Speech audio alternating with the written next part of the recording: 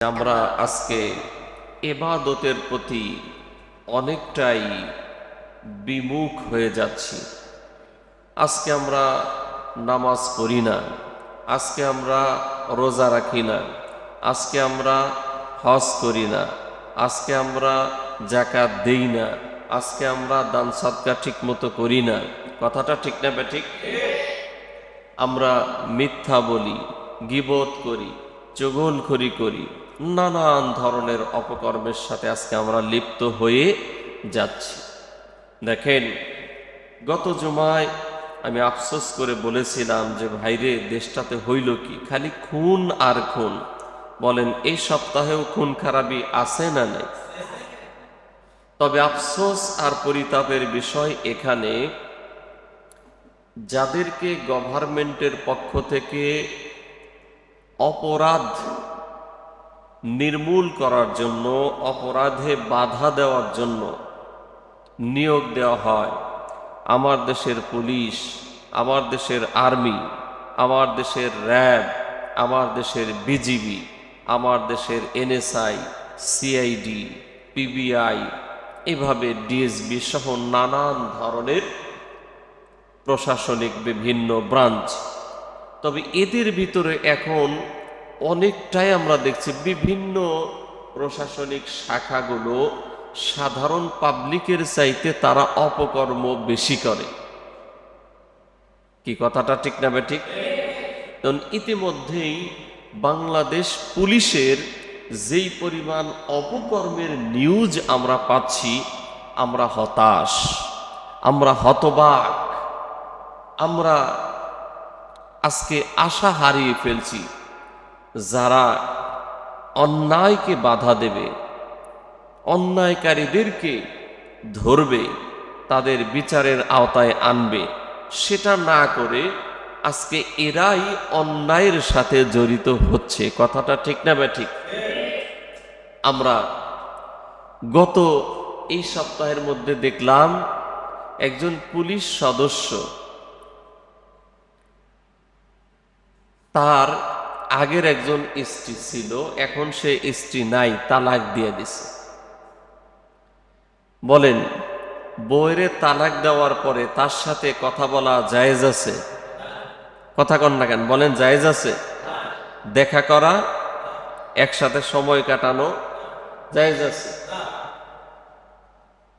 পুলিশের জন্যও জায়েজ নেই, কারোর জন্যই জায়েজ নাই, যদি সে মুসলমান হয়। হারাম, হারাম এবং কি হারাম।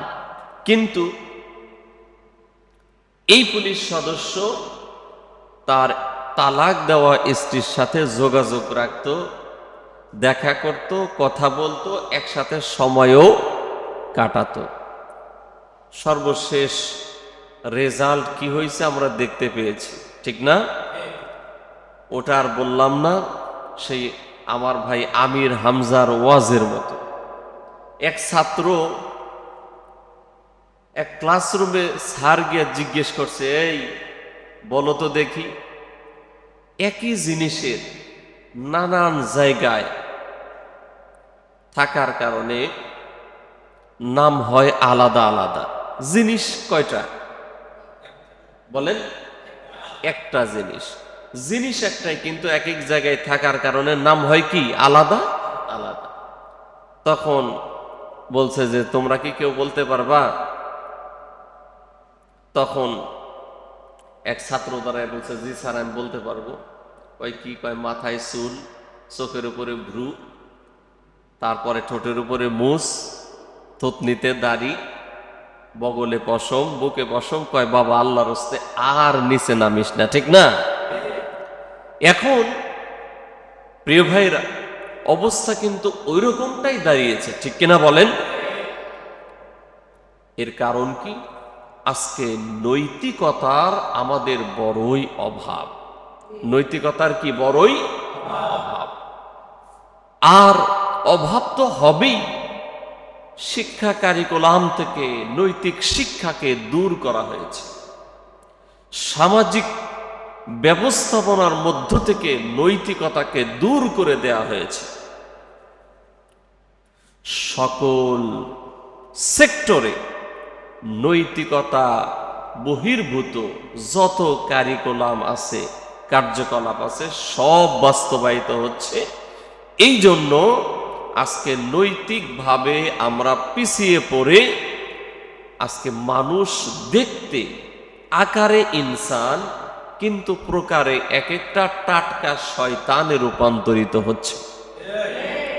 আকারে কি ইনসান, দেখতে মানুষের মতো, কিন্তু ওর কথাবার্তা, ওর চলাফেরা, ওর কারবার, ওর লেনদেন, ওর অ্যাক্টিভিটিস দেখলে আদৌ মনে হয় না যে এটা মানুষ। মুসলমান তো দূরের কথা, অনেক সময় হায়না, পশু, জানোয়ারকেও হার মানায়, ঠিক না? এই জন্য প্রিয় ভাইয়েরা, আমাদেরকে নৈতিকভাবে এগিয়ে যেতে হবে। এজন্য আমার দেশের শিক্ষা ব্যবস্থা, যে শিক্ষা কারিকুলাম আছে, এগুলাকে পরিবর্তন করতে হবে।